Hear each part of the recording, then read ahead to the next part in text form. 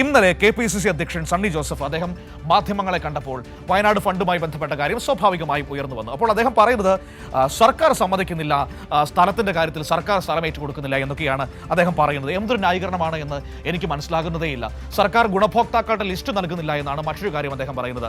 സർക്കാർ എന്തിനാണ് KPCCക്ക് ഗുണഭോക്താക്കളുടെ ലിസ്റ്റ് നൽകാൻ പോകുന്നത്? സർക്കാർ കൃത്യമായിട്ട് ഗുണഭോക്താക്കളുടെ ലിസ്റ്റ് ഉണ്ടാക്കി സർക്കാർ അവിടെ പുനരധിവാസ പ്രവർത്തനങ്ങൾ, ടൗൺഷിപ്പിന്റെ നിർമ്മാണം വളരെ വേഗത്തിൽ മുന്നോട്ട് കൊണ്ടുപോയിക്കൊണ്ടിരിക്കുകയാണ്.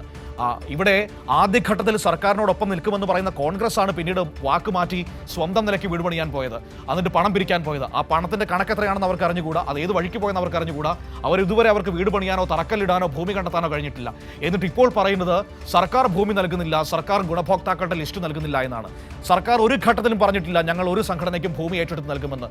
ഞങ്ങളുടെ കൂടെ ചേർന്ന് നിന്നുകൊണ്ട് ഈ പുനർനിർമ്മാണത്തിൽ പങ്കാളികളാകുമെന്നാണ് സർക്കാർ പറഞ്ഞത്. അതിന്റെ ഭാഗമായിട്ടാണ് DYFI അടക്കമുള്ള സംഘടനകൾ, DYFI നോക്കൂ, 100 വീടുകൾക്കുള്ള പണമാണ് സർക്കാരിന് പിരിച്ചു നൽകിയത്. സർക്കാരിന് വിവിധ തരത്തിലുള്ള ജോലികൾ ചെയ്തുകൊണ്ട് പണിയെടുത്തുകൊണ്ട് പണം ഉണ്ടാക്കി കൊടുത്തത്. അവിടെ മുഖം തിരിഞ്ഞു നിൽക്കുകയായിരുന്നു യൂത്ത് കോൺഗ്രസും KPCCയും. സ്വന്തം നിലയ്ക്ക് വീട് പണിയാൻ പോയി മനുഷ്യരെ പറ്റിക്കുകയായിരുന്നു അവർ ചെയ്തത്. എന്നിട്ടിപ്പോൾ സർക്കാരിന്റെ തലയിൽ കുറ്റം കെട്ടിവെക്കാൻ ശ്രമിക്കുകയാണ്. വയനാട്ടിലെ മനുഷ്യർക്ക് ഇതിൽ പറയാനുണ്ടാകുമല്ലോ മറുപടി KPCC അധ്യക്ഷനോട്. നമ്മൾ പറയുന്നതിനേക്കാൾ നല്ലത് മുണ്ടക്കയിലെ ദുരന്തബാധിതർ പറയുന്നത് തന്നെയായിരിക്കും. വയനാട്ടിൽ നിന്ന് PV ജോഷ്ല എന്നോടൊപ്പം ചേരുകയാണ് ഈ വാർത്തയുടെ വിവരങ്ങൾ നൽകാനായി. നോക്കാം എന്താണ് വയനാട്ടിലെ മനുഷ്യർക്ക് പറയാനുള്ളതെന്ന്. Joshla, good morning. ഇപ്പോൾ ഈ സണ്ണി ജോസഫിന്റെ ന്യായീകരണത്തിന് വയനാട്ടിലെ മനുഷ്യർക്ക് എന്താണ് ജോഷ്ല പറയാനുള്ളത്? മനു, കുറേ ദിവസങ്ങളായി ഞങ്ങൾ ഇങ്ങോട്ട് വന്നിട്ട് ഇവിടെ മുണ്ടക്കൈ ചൂരൽമല ദുരന്ത ബാധിതരെ സർക്കാർ പുനരധിവസിപ്പിച്ച എന്ന് പറയാനില്ല, താൽക്കാലികമായി പുനരധിവസിപ്പിച്ച ക്വാർട്ടേഴ്സിന് മുന്നിലാണ് ഞാനുള്ളത്. കുറേ കാലമായി ഇവരെ ആരെയും വീണ്ടും വീണ്ടും ഈ ഒരു മീഡിയക്ക് മുന്നിലേക്ക് കൊണ്ടുവന്ന് ബുദ്ധിമുട്ടിക്കണ്ട എന്ന് കരുതിയാണ് ഞങ്ങൾ ഇങ്ങോട്ടേക്ക് വരാതിരുന്നത്. എന്നാൽ KPCC അധ്യക്ഷന്റെ ഇന്നലത്തെ വിചിത്രമായ വാദം, മുണ്ടക്കൈ ചൂരൽമല ദുരന്ത ബാധിതർക്കുള്ള വീടിന്റെ അല്ലെങ്കിൽ ഗുണഭോക്തൃ പട്ടിക സർക്കാർ പുറത്തുവിടുന്നില്ല, നൽകുന്നില്ല. അതുപോലെ തന്നെ പറഞ്ഞ മറ്റൊരു കാര്യം, ഭൂമി കണ്ടെത്താനും ഗുണഭോക്താക്കളെ കണ്ടെത്താനും സർക്കാർ സഹകരിക്കുന്നില്ല, വയനാട് ഭൂമി ലഭിക്കുന്നില്ല എന്നീ വിചിത്രവാദങ്ങളാണ് ഇന്നലെ KPCC അധ്യക്ഷൻ പറഞ്ഞിരിക്കുന്നത്. വയനാട് ഭൂമി കണ്ടെത്തുക എന്നുള്ളത് കോൺഗ്രസിന് മാത്രം, യൂത്ത് കോൺഗ്രസിനും മാത്രം സാധിക്കാത്ത കാര്യമാണ്. മറ്റെല്ലാ സംഘടനകളും വയനാട് ഭൂമി കണ്ടെത്തുകയും നല്ല കരഭൂമി കണ്ടെത്തുകയും വീടുകൾ ഗുണഭോക്താക്കൾക്ക് പലർക്കും വീടുകൾ കൈമാറുകയും ചെയ്തിട്ടുണ്ട്. അതുപോലെ തന്നെ അടുത്ത വാദം സർക്കാർ ലിസ്റ്റ് പുറപ്പെടുവിക്കുന്നില്ല എന്നുള്ളതാണ്.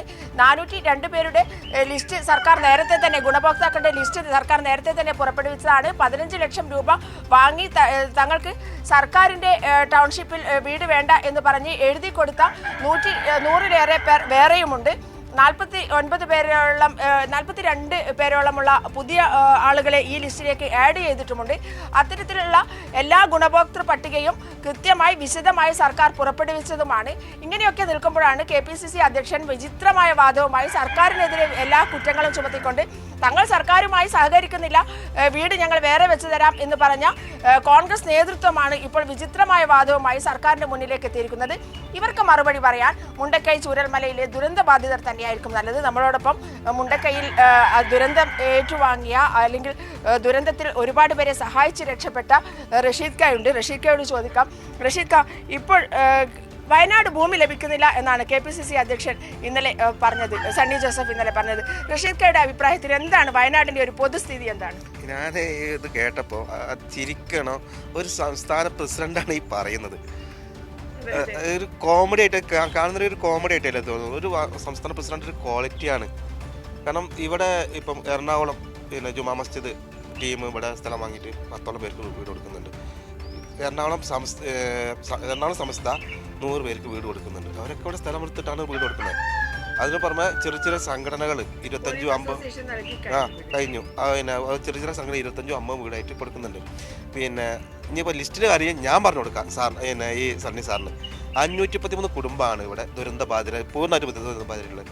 അനുബന്ധ, അതായത് ഇപ്പോൾ ഇതിൻ്റെ നേരിട്ട് ബാധിച്ചില്ലെങ്കിലും അല്ലാതെ ബാധിച്ച ആളുകൾ 800 പേര്, 853 പേരാണ്, 827 പേര്, 53 അല്ല 27 പേര്. ഇത്രയും പേരെ കൃത്യമായിട്ട്. അപ്പം ഈ സണ്ണി സാറിൻ്റെ പിന്നെ UDF ഭരിക്കുന്ന ആൾ പഞ്ചായത്താണ്, മേപ്പാടി പഞ്ചായത്ത്. അവർ തന്നെയാണ് ജില്ലാ പഞ്ചായത്ത്. ഇവരൊക്കെയാണ് ഇത് കൈകാര്യം ചെയ്യുന്നത്. അപ്പോൾ അതിൻ്റെ ദുരവസ്ഥ ഞങ്ങൾ അനുഭവിച്ചുകൊണ്ടിരിക്കുന്നത് നിങ്ങൾക്ക് ഇപ്പം നേരിട്ട് മനസ്സിലാകുന്നുണ്ടല്ലോ. കാരണം ഇവർ അവിടുത്തെ പ്രസിഡന്റ്, പിന്നെ പഞ്ചായത്ത് പ്രസിഡന്റ് എന്ന് പറയുന്നത് അവിടുത്തെ പിന്നെ UDFൻ്റെ UDF-ൻ്റെ ആളാണ്. ഇവിടെ ജില്ലാ പഞ്ചായത്തിൻ്റെ പ്രസിഡന്റ് എന്ന് പറയുന്നത് മരക്കാരാണ്, സംസ്ഥാന മരക്കാരാണ്. പിന്നെ അദ്ദേഹമാണ് DDMA-യുടെ ചെയർമാൻ. ഈ DDMA-ആണ് ലിസ്റ്റ് ഉണ്ടാക്കുന്നതും മൈക്രോ പ്ലാൻ ആളെ ചേർക്കുന്നതും പിന്നെ മറ്റെല്ലാ ദുരന്തബാധിതർക്കുള്ള എല്ലാ കാര്യങ്ങളും ചെയ്യുന്നത് DDMA-ആണ്. അതിന് തലപ്പത്തിരിക്കുന്ന ആൾ UDF-ൻ്റെ പിന്നെ ജില്ലാ പഞ്ചായത്ത് പ്രസിഡന്റ് ആയിട്ടുള്ള മരക്കാരാണ്. സംസ്ഥാന സർക്കാർ ഇതിന്റെ പണവും അതുപോലെയുള്ള മറ്റ് സൗകര്യങ്ങളും ഏർപ്പെടുത്തി കൊടുക്കുന്നു എന്നുള്ളതാണ് അല്ലേ? ഫണ്ട് അവിടുന്ന് അനുവദിച്ചു. ഇപ്പൊ ഞാൻ ഉദാഹരണം പറയാം, മൈക്രോ പ്ലാൻ അവിടുന്ന് അനുവദിച്ചതാണ്. ഇത് ഇപ്പോൾ അവിടെ കൊളായി കിടക്കുകയായിരുന്നു. ഇപ്പൊ ഞങ്ങളൊക്കെ സമരം ചെയ്തിട്ടാണ് ഇപ്പൊ അത് ഒന്ന്, കാരണം അവിടുന്ന് ഫണ്ട് വന്നു കഴിഞ്ഞാൽ ഇവിടെ ഈ പഞ്ചായത്തും ജില്ലാ പഞ്ചായത്തും എല്ലാം കൂടിയിട്ട് അവർക്ക് വേണ്ട രീതിയിൽ അത് തരം മാറ്റി രാഷ്ട്രീയം കളി. ഇപ്പൊ മൈക്രോ പ്ലാനിൽ അവിടുത്തെ ഒരു മെമ്പർ ഉണ്ട്. ആ മെമ്പർ എങ്ങനെ വന്നെന്ന് ഇവിടെ ജനങ്ങൾ ചോദിച്ചപ്പോഴാണ് ആർക്കും ഫേസ് 1 ആദ്യം മുൻഗണന കൊടുത്തിരുന്നത്. മൈക്രോ പ്ലാനിൻ്റെ ഫണ്ട് 2 ലക്ഷം പിന്നെ തിരിച്ചടവില്ലാത്ത ഫണ്ട്. ആ ഫണ്ട് പിന്നെ ഈ പറഞ്ഞ മെമ്പർക്കുണ്ട്. മെമ്പർ ഫേസ് 2B വന്നാണ്. ഫേസ് 2B തന്നെ എങ്ങനെ വന്നു എന്ന് ചോദിച്ചാൽ മാനദണ്ഡമൊക്കെ മറികടന്നിട്ടാണ് വന്നിട്ടുള്ളത്. അദ്ദേഹത്തിൻ്റെ ഈ ഫണ്ട് കിട്ടണമെങ്കിൽ അവിടുത്തെ പിന്നെ ADS ഒപ്പിടണം. ഈ ADS പറഞ്ഞ് ഞാൻ ഇതിൽ ഒപ്പിട്ട് കൊടുത്തിട്ടില്ല. ആ വോയിസിൻ്റെ കയ്യിലുണ്ട്. അതായത് ഗ്രൂപ്പിലാണ് പറയുന്നത്, ഞാൻ ആ മെമ്പർക്ക് ഒപ്പിട്ട് കൊടുത്തില്ല, ആ മെമ്പർക്ക് എങ്ങനെ ഫണ്ട് പാസ്സായി. നിങ്ങൾക്ക് മനസ്സിലായിക്കൂടെ എന്താണുള്ളത്. അപ്പോൾ സണ്ണി സാർ എന്തുകൊണ്ട് ഇവിടെ സ്ഥലമാണെങ്കിൽ ഞങ്ങൾ വാങ്ങിക്കൊടുത്തോളാം. ഞങ്ങളെ പേരും പറഞ്ഞ് പിരിച്ച യൂത്ത് ലീഗ് ആണെങ്കിൽ ശരി, പിന്നെ കോൺഗ്രസ് ആണെങ്കിൽ ശരി, മറ്റുള്ളവർ ഞങ്ങളെ പേരും പറഞ്ഞ് പിരിച്ച്, ഞങ്ങളെ പേരും പറഞ്ഞല്ല അവർ പിരിച്ചിക്കണേ. ആ ഫണ്ട് എവിടെയെന്ന് ഞങ്ങൾ പലപ്പോഴായി ഇപ്പോൾ കുറേ കാലമായിട്ട് ചോദിക്കുന്നുണ്ട്. ഇതുവരെ അതിന് മറുപടി കിട്ടില്ല. അപ്പോൾ പറയും സ്ഥലം കൊടുത്തിട്ടില്ല. ഇവിടെ ഒരു MLA ഉണ്ട്, MLA അസ്ദീഖ്. ആ MLAക്ക് ഇവിടെ വയനാട്ടിൽ എവിടെയൊക്കെ റിസോർട്ട് ഉണ്ട് എന്ന് അദ്ദേഹത്തിന് അറിയാൻ വരും. കാരണം അദ്ദേഹം എല്ലാം നമ്മുടെ റിസോർട്ടിൽ പരസ്യം ചെയ്യലാണ് അദ്ദേഹത്തിന്. വേറെ ഒരു പണിയില്ല, വന്നിട്ട് ഓരോ റിസോർട്ടിലും പരസ്യം ചെയ്യലാണ്. അപ്പോൾ അദ്ദേഹത്തിന് എവിടെയൊക്കെ റിസോർട്ട് ഉണ്ട് കൃത്യമായിട്ട് പിന്നെ ദുരന്തത്തിന് മുമ്പേ അദ്ദേഹത്തിന് അറിയാം എവിടെയൊക്കെ റിസോർട്ട് ഉണ്ട്, എവിടെയൊക്കെ നല്ല സ്ഥലമുണ്ട്, എവിടെയൊക്കെ അറിയാൻ കഴിയും. അദ്ദേഹത്തോട് ചോദിച്ചാൽ മതി. അപ്പോൾ ഇവർക്കൊന്നും ഇത് അറിയില്ല എന്നാണ് സണ്ണി സാർ പറയുന്നത്. അപ്പോൾ ഈ വയനാട്ടിൽ ഞങ്ങൾ ദുരന്തബാധിതരുടെ അവസ്ഥ ആലോചിച്ച് നോക്കണം. ഇത്രയും, അതായത് പഞ്ചായത്ത് പ്രസിഡന്റ്, ജില്ലാ പഞ്ചായത്ത് പ്രസിഡന്റ്, അതുപോലെ തന്നെ MLA MP എല്ലാ ഒരാളുകളാണ്. അവരാണ് ഈ കാര്യങ്ങളൊക്കെ ഞങ്ങൾ നേരിട്ട് ഗവൺമെൻറ് ഫണ്ട് ഇറക്കുന്നുണ്ടെങ്കിൽ ഇവരാണ് ഞങ്ങൾ നേരിട്ട് വരേണ്ട ആളുകൾ. അപ്പോൾ ഇവർക്ക് ഈ കാര്യങ്ങളൊന്നും അറിയില്ല എന്ന് പറഞ്ഞു കഴിഞ്ഞാൽ, ഗവൺമെന്റ് നടപ്പിലാക്കുന്ന പദ്ധതികൾ പോലും ഇവിടെ അട്ടിമറിക്കപ്പെടാനുള്ള ശ്രമം നടത്തുമ്പോൾ ദുരന്തബാധിതർ സമരം ചെയ്ത് നേടിക്കൊണ്ടിരിക്കുകയാണ്. അത് നിങ്ങൾക്ക് പിന്നെ എന്നും വന്ന കളക്ടറേറ്റിൽ മുന്നിൽ സമരങ്ങളാണ് ദുരന്തബാധിതർ. ആ സമരം ചെയ്ത് ഗവൺമെന്റിനെതിരെ അല്ല, ഇവിടുത്തെ പിന്നെ അനാസ്ഥ, അതായത് ഉദ്യോഗസ്ഥ അനാസ്ഥ എന്നല്ല പറയാൻ പറ്റില്ല. പഞ്ചായത്തിന്റെയും വരെ ഞാൻ പറഞ്ഞില്ല മൈക്രോ പ്ലാന്, അതുപോലെ പല പ്ലാൻ. ഇപ്പം ഇനിയിപ്പോൾ പിന്നെ മൃഗ സംരക്ഷണ മൈക്രോ പ്ലാൻ വന്നിട്ടുണ്ട്.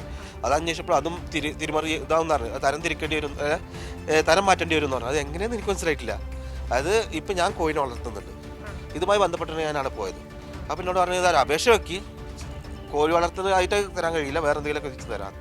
എനിക്ക് എൻ്റെ ഗവൺമെൻറ് എനിക്കും എന്നെ പോലത്തെ ആളുകൾക്ക് ഉപജീവന മാർഗത്തിൽ തന്ന ഫണ്ട് ഞാൻ ചോദിക്കുമ്പോഴാണ് ഈ കാര്യം പറയുന്നത്. ജീവിക്കാൻ വേണ്ടിയിട്ട് എനിക്കിപ്പോൾ ജീവിതമാർഗ്ഗം ഇല്ല, എല്ലാം നഷ്ടപ്പെട്ടു. അപ്പം ഞാൻ അവിടെ 84 കോഴി നാടൻ കോഴി വളർത്തുന്ന ആളാണ്. ഇപ്പം എനിക്ക് വേണ്ടി എൻ്റെ ഗവൺമെൻറ് അവിടെ പൈസ 90 ലക്ഷം പാസ്സാക്കിയിട്ടുണ്ട്. ഈ 90 ലക്ഷത്തിന് എൻ്റെ വിഹിതം എവിടെയാണെന്ന് ചോദിക്കുമ്പോഴാണ് പറയുന്നത് നിങ്ങൾ വെയിറ്റ് ചെയ്യ്, ഞങ്ങൾ ആലോചിക്കട്ടെ. അപ്പോൾ അവിടുന്ന് ഫണ്ട് പാസ്സാക്കിയാലോ, ഇവിടെ വന്ന ഇതൊക്കെ അവസ്ഥ. മനു, ഇതാണ് അവസ്ഥ. അതായത് മേപ്പാടി പഞ്ചായത്ത് ഭരിക്കുന്നത് UDF ആണ്, ജില്ലാ പഞ്ചായത്ത് ഭരിക്കുന്നത് UDF ആണ്. ഇവരിലൂടെയാണ് ഈ പദ്ധതി നടപ്പിലാക്കേണ്ടത്. സർക്കാർ എല്ലാ ഫണ്ടും ദുരന്ത ബാധിതർക്ക് വേണ്ടി വിനിയോഗിക്കുന്നു. എന്നാൽ ഇവിടെ എത്തുമ്പോൾ അത് അട്ടിമറിക്കപ്പെടാനുള്ള ശ്രമം നടക്കുന്നു. ഞങ്ങൾക്ക് സർക്കാർ തന്ന പണം ഞങ്ങൾക്ക് നേരിട്ട് തരണം എന്ന് പറഞ്ഞ ദുരന്ത ബാധിതർ പഞ്ചായത്തിനെയും അതുപോലെ തന്നെ ജില്ലാ പഞ്ചായത്തിനെയും ഈ 2 തദ്ദേശ സ്വയംഭരണ സ്ഥാപനങ്ങൾക്കെതിരെ കളക്ടറേറ്റിൽ പോയി സമരം നടത്തി സമ്മർദ്ദം ചെലുത്തിയാണ് ഇത്തരത്തിലുള്ള എല്ലാ പദ്ധതികളും ഇവിടെ കൃത്യമായി നടപ്പിലാക്കപ്പെടുന്നത് എന്നുള്ളതാണ്. എന്തായാലും സണ്ണി ജോസഫിനോട് ഇവിടെയുള്ള ദുരന്ത ബാധിതർക്ക് പറയാനുള്ളത്, നിങ്ങൾക്ക് ഗുണഭോക്തൃ ലിസ്റ്റ് വേണമെങ്കിൽ ഇവിടുത്തെ UDF-ന്റെ ജില്ലാ പഞ്ചായത്ത് പ്രസിഡന്റിനോടും അതുപോലെ തന്നെ മേപ്പാടി പഞ്ചായത്ത് പ്രസിഡന്റിനോടും ചോദിച്ചാൽ കിട്ടാവുന്നതാണ്. അല്ലെങ്കിൽ ദുരന്ത ബാധിതർ തന്നെ നേരിട്ട് നൽകുന്നതാണ്. അതുമല്ലെങ്കിൽ ഭൂമി ദുരന്ത ബാധിതർ കണ്ടെത്തി നൽകിക്കൊള്ളാം എന്നുള്ളതാണ് ഇപ്പോൾ ദുരന്ത ബാധിതർ സണ്ണി ജോസഫിനോട് മറുപടിയായി പറയുന്നത് എന്നുള്ളതാണ് ഏറ്റവും രസകരമായ സംഭവം. ശരിയൊക്കെ ജോഷില, ഏതായാലും വളരെ ഗൗരവതരമായ ഒരു സാഹചര്യമാണ് നമുക്ക് കാണാൻ കഴിയുന്നത്. എത്രമാത്രം നുണയാണ് KPCC അധ്യക്ഷൻ കോൺഗ്രസ് എന്ന് പറയുന്ന പാർട്ടി കേരളത്തിന്റെ പൊതുസമൂഹത്തോട് വയനാട്ടിലെ പാവപ്പെട്ട മനുഷ്യരെ പറ്റിച്ചുകൊണ്ട് പറഞ്ഞുകൊണ്ടിരിക്കുന്നത് എന്നതാണ് ഇതിൽ നിന്നൊക്കെ നമുക്ക് മനസ്സിലാക്കാൻ കഴിയും. നിങ്ങളൊരു കാര്യം ഓർത്ത് നോക്കൂ, നാട്ടിലുള്ള മറ്റെല്ലാ സന്നദ്ധ സംഘടനകൾക്കും അവിടെ ഭൂമി കിട്ടിയിട്ടുണ്ട്.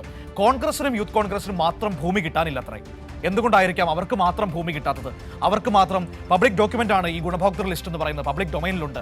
അതിൽ കയറിയാൽ ആർക്കും കിട്ടും. അതല്ലെങ്കിൽ ഇപ്പോഴത്തെ നീലകണ്ഠൻ എന്ന് പറയുന്ന നമ്മുടെ സുഹൃത്ത് എഴുതുന്നുണ്ട്, അവിടുത്തെ പഞ്ചായത്ത് പ്രസിഡന്റ്, ജില്ലാ പഞ്ചായത്ത് പ്രസിഡന്റ്, MP, MLA എല്ലാവരും കോൺഗ്രസ്സുകാരാണ്. നിങ്ങൾ നേരിട്ട് അന്വേഷിച്ചാൽ എല്ലാ ലിസ്റ്റും അവരുടെ കൈകളിൽ ഭദ്രമാണ്. എന്നിട്ടും നിങ്ങൾക്ക് മാത്രം ലിസ്റ്റ് കിട്ടുന്നില്ല എന്ന് പറയുമ്പോൾ പ്രിയപ്പെട്ട KPCC അധ്യക്ഷൻ സാറേ, ഞങ്ങൾക്ക് മനസ്സിലാക്കാൻ പറ്റും കേട്ടോ, ഞങ്ങളുമൊക്കെ അരിയാഹാരം കഴിക്കുന്ന മനുഷ്യർ തന്നെയാണ്. നിങ്ങൾക്ക് ഒരു കണക്കില്ല നിങ്ങൾ പിരിച്ച പണം എത്രയാണെന്നോ അത് ഏത് വഴിക്ക് പോയെന്നോ എന്ന് നിങ്ങൾക്ക് അറിയില്ല എന്ന് ഞങ്ങൾക്ക് വളരെ വ്യക്തതയുണ്ട്. ഏതായാലും ആ നാട്ടിൽ മണ്ണിനടിയിൽ പോയ മനുഷ്യരുടെ സ്വപ്നങ്ങളെയാണ്, പ്രതീക്ഷകളെയാണ് നിങ്ങൾ വിറ്റ് കാശാക്കിയത് എന്ന് മാത്രമേ എനിക്ക് പറയാനുള്ളൂ.